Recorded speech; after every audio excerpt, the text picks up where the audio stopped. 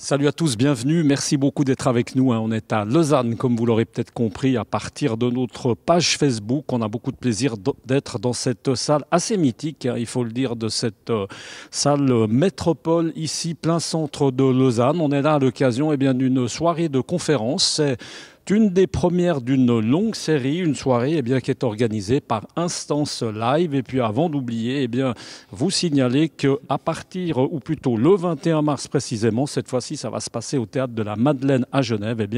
Plaisir d'avoir un aventurier, Raphaël Demjean. On y reviendra certainement en fin d'émission. Pour l'instant, beaucoup de plaisir d'être accompagné de Guillaume Néry, l'apnéiste français, 36 ans. Bonsoir Guillaume. Bonsoir. Merci beaucoup de nous accorder quelques minutes avant un moment pour vous important. C'est un moment que vous maîtrisez extrêmement bien. J'ai envie de dire aussi bien que l'apnée que vous pratiquez professionnellement. Vous êtes fait pour ça. J'ai eu l'occasion de voir des conférences un peu que vous avez faites sur YouTube. Et c'est pas tout le monde qui est capable de le faire. Vous animez extrêmement bien ce type de conférence. On a vu tout à l'heure, vous étiez en train de régler un peu les derniers détails de ce qui va être tout à l'heure cette fameuse conférence. Vous essayez de faire ça, évidemment, vous réglez ça, on a envie de dire, aux petits oignons. C'est très important que tout soit prêt pour le moment venu. Une conférence, c'est un moment d'échange avec le public. La salle est magnifique, mais encore plus pour un sport comme le nôtre, qui est extrêmement visuel. Et donc, on essaie de faire passer, en plus de mon témoignage, mon récit, on essaie de faire passer des émotions par des belles images. Donc ça passe par des photos et ça passe aussi par des films. Et donc ce soir justement, je vais montrer des images un peu en inédit, exclu. Ce qu'on va voir ce soir. C'est un film que j'ai présenté en avant-première à Paris pour l'instant, qui sortira sur le net en février. Et donc on est dans le bon intervalle là pour que je puisse le présenter dans cette belle salle ce soir. Et donc un film qu'on a mis quelques mois à préparer. C'est un énorme travail, et donc par respect pour ce travail, et qui n'est pas que mon travail, qui est le travail aussi de tous les gens qui ont mis leur savoir-faire derrière au niveau du son, de la composition de la musique, le sound design, la couleur, tous ces petits détails-là. Mais forcément, moi j'ai à cœur derrière de partager ce que je sais être l'essence du film. Et donc je vais chercher à peaufiner le moins de détails. Guillaume, 4 records, avant qu'on oublie, 4 records du monde, plongé à 126 mètres. C'est ça, 2 fois 2 titres de champion du monde. On va peut-être y revenir dans un instant. Tout ça, c'était plutôt en 2015. Après, il y a eu une petite coupure due à un accident, on peut le dire comme ça, par rapport à une tentative de record qui a malheureusement échoué. Ce film qu'on va voir ce soir, alors vous faites de l'apnée en poids constant. Ça veut dire que vous êtes à côté d'un fil et le but c'est de descendre à côté du fil le plus bas possible. Vous m'arrêtez si je dis trop de bêtises. C'est pas du tout ce qu'on va voir ce soir dans votre film à préciser. Là, cette fois, c'est complètement autre chose. L'intervention, elle va se dérouler, on va dire, en 2 parties. Et a quand même une grande première partie où je vais amener le spectateur dans une plongée dans les grandes profondeurs. Donc là, on sera vraiment centré sur... Ça rejoint sur l'apnée que j'ai pu pratiquer pendant plus années. de 15 ans de compétition, où je vais finalement rentrer dans l'intimité de chaque mètre, chaque seconde qui passe dans cette immersion dans les profondeurs. Et l'idée, c'est vraiment d'embarquer le spectateur avec moi comme si on y était. Et j'essaie de partager aussi bien ce qui se passe dans le corps humain, parce qu'il y a plein de modifications physiologiques induites par cette plongée dans le milieu extrême et hostile des grandes profondeurs, mais aussi comment psychologiquement, mentalement, j'aborde toutes ces étapes-là. Donc c'est vraiment essayer au-delà des images d'une apnée qui dure 3 minutes 30, qu'est-ce qui se passe au-delà de ça? Ensuite, on vous voit, parce que j'ai eu le plaisir de voir tout à l'heure un petit bout d'image comme ça, et puis on le sait, on vous voit courir dans l'eau, on vous voit sauter, on vous voit voler. Enfin, vous faites tout. Enfin, oui, alors après voilà, en parallèle de ma carrière très artistique, en parallèle de la carrière sportive, avec ma compagne Julie Gauthier, on a développé une approche aussi artistique où l'on essaie de partager notre vision de ce que représente le monde sous-marin, l'homme aquatique, dans ce milieu-là. Et donc moi j'incarne finalement cette vision de l'homme aquatique qui est hybride finalement, amphibien, à la fois terrestre et à la fois sous-marin. Et ce film-là qui s'appelle One Breath Around the World, donc une respiration autour du monde, c'est le fruit de nombreux voyages. Aux quatre coins de la planète. Plongé partout, hein. Enfin, voilà. On peut le dire. J'ai plongé, qui est inconnu. Hein. J'ai plongé partout. En tout cas pour ce film-là, c'est une odyssée. C'est une respiration autour du monde et ça raconte vraiment un grand voyage où je suis pas un plongeur, je suis pas un nageur, je suis un humain. C'est pour ça que je marche, je cours, je saute, je vole, je nage aussi des fois un peu.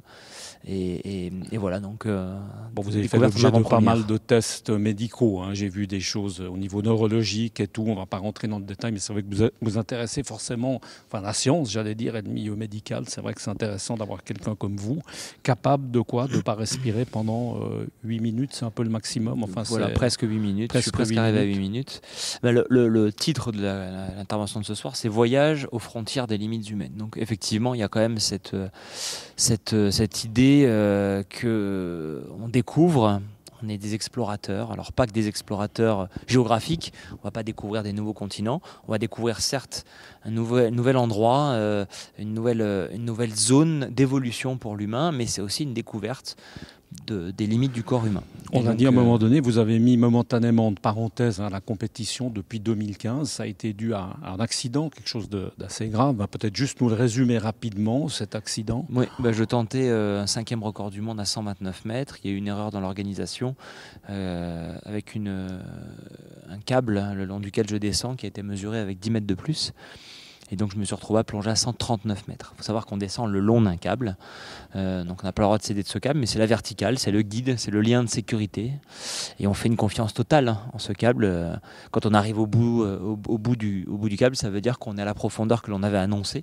Moi j'avais annoncé 129, en croyant être à 129. Et au final j'étais à 139. Donc forcément on s'imagine qu'à un niveau de record du monde, réaliser quasiment 10% de plus, c'est absolument impensable. Et donc forcément, j'ai pas réussi à rejoindre la surface, conscient. Et en plus, le record, c'est anecdotique, hein, mais le record n'a même pas été homologué du même coup. Parce qu'il y a eu une syncope à l'arrivée, ça c'est plutôt... Non, mais c'est normal. C'est normal. C'est normal parce que sinon, ça aurait été injuste pour mes concurrents. Et donc là, il y a des secours, il y a de la sécurité, quand même, rassurer un petit peu les gens, c'est quelque chose qui est très sécurisé. On ne plonge pas tout seul comme ça. Et ça, c'est entre guillemets une anecdote malheureuse, mais c'est une anecdote. C'est-à-dire que c'est pas commun qu'il arrive des choses comme ça. L'apnée est un sport qui est extrêmement cadré, où la sécurité est au centre vraiment de la réflexion, et il y a très très très peu d'accidents. Alors c'est extrême, mais c'est calculé. Enfin, puis les gens qui pratiquent, c'est extrêmement cadré. C'est ce que je vais essayer de faire passer ce soir comme message, c'est-à-dire que oui, bien sûr qu'il y a, c'est pas rien, c'est pas anodin, hein, mais je suis pas en train de dire que on est dans un milieu sécurisé comme dans une piscine. C'est sûr qu'il y a une exposition à un environnement extrême, mais contrairement à d'autres activités comme la haute montagne, comme la navigation en pleine mer, comme la chute libre, le base jump, où à un moment donné, c'est vrai que zéro n'existe pas. Le risque zéro existe, mais en tout cas, dans le nôtre, c'est quand même hein. beaucoup plus maîtrisé que dans ces activités que je viens de citer. Et pourtant, très souvent, quand on va demander au public, l'apnée fait toujours partie dans l'imaginaire des gens des sports vraiment les plus dangereux. Si on parle de l'actualité maintenant, Guillaume, la vôtre, retour en compétition, si j'ai bien compris, avec le championnat du monde qui va se disputer chez vous à Nice. Et là, ça vous retitille un tout petit peu? En fait, ce qui vraiment le facteur numéro 1 de motivation, c'est que c'est à la maison, qu'il y a tous mes amis avec qui j'ai fait les plus grandes aventures depuis 15 ans qui vont tenter de se qualifier aussi. Donc moi aussi, à mon tour, j'avais envie de faire partie de cette fête, mais vraiment animé d'une toute autre motivation que ce qui a pu m'animer avant. Là, pour le coup, la devise de Pierre de Coubertin, l'essentiel c'est de participer, va vraiment s'appliquer. Et c'est quand c'est en septembre 2019. Ouais. Okay. Mais c'est pas vraiment un vrai retour à la compétition, parce qu'en 2018, j'ai refait un retour déjà lors d'une compétition plus régionale, française, où j'avais plongé à 105 mètres, mais en maillot de bain. Je voulais faire un défi en hommage au puriste, à Jacques Mayol, 30 ans après le Grand Bleu. Donc qui était déjà une performance assez engagée. Alors pas un record, mais une performance inédite dans de telles profondeurs. Donc c'est une nouvelle année où j'ai envie d'expérimenter ce retour à la profondeur de manière plus détachée.